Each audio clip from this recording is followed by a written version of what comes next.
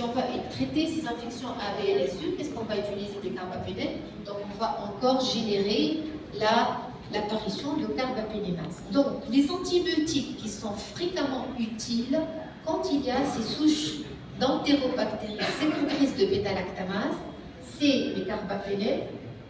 Alors la phosphomycine 3-méthanol, c'est le nom que vous connaissez bien de la molécule qui se donne en monodose. Il faut la préserver, elle garde sa place, mais on ne peut pas l'utiliser dans les infections hautes, dans les infections urinaires hautes. Il y a l'amicacine, il y a la cifoxitine. Alors son avantage, c'est qu'elle hydrolyse cette bêta-lactamase, mais elle n'existe pas en Tunisie. Il y a l'association pépéracilline-tazobactam. Actuellement, ce sont les associations bêta-lactamine inhibiteurs de bêta-lactamase qui vont nous aider dans la lutte contre ces entérobactéries sécrétrices de bêta-lactamase. Il y a la thémocilline, mais n'existe pas en Tunisie. Et il y a le pénicillinum qui garde son activité et qu'on l'oublie souvent. Il existe en Tunisie. Alors, voici un peu l'évolution de la résistance avec, regardez, la courbe en jaune, les fluoroquinolones, qui devient de plus en plus résistant pour les souches d'Escherichia coli, de même pour l'entérobactère cloacae. Et pour cet entérobactère, regardez un peu la résistance de céphalosporine de 3e génération qui est en train d'augmenter. Pour Klebsiella pneumoniae, en 2005, il y a eu des premières souches qui sont résistantes au carbapénème. Donc c'est une alerte pour cette bactérie-là. Et de même pour les différents prélèvements de ces qui ont été recrutés dans l'ARC, on trouve que les 2/3 des souches étaient résistantes aux céphalosporines de 3e génération. Et ce qu'on dit et l'ultrasonographe, elle est tue. Et dans le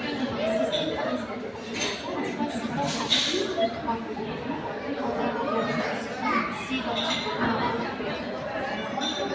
on a aussi le électrolytiseur. Si tu as besoin de traiter la cystite sans le résultat de cystite, tu as 3 choix comme la cystite simple et la première. Aussi, pour les infections urinaires hautes, tu n'as pas beaucoup d'arsenal thérapeutique, tu as que les C3G ou les aminosides. Et le problème se pose maintenant quand il y a une résistance et quand il y a des bêta-lactamases à spectre étendu. De même pour les pyélonéphrite aigus graves, où il faut utiliser une bêta-lactamine avec un aminoside et parfois associer un drainage quand il y a un abcès ou quand il y a une lithiase obstructive.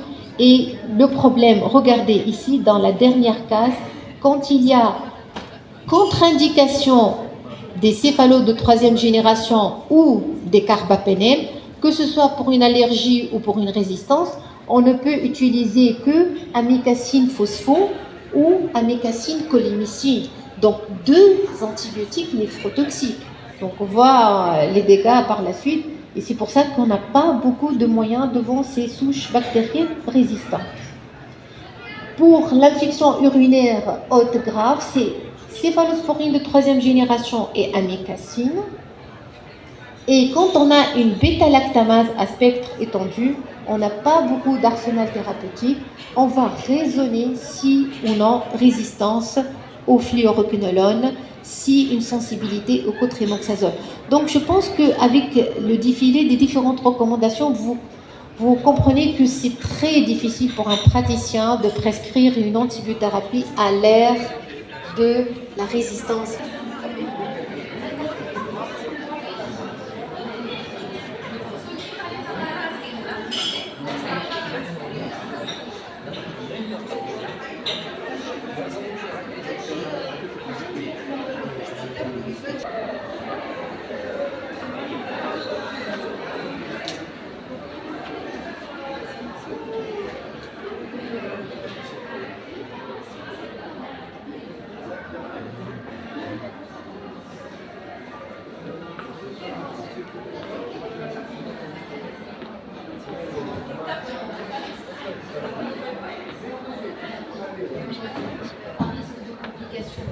signe de gravité, c'est 10 à 14 jours.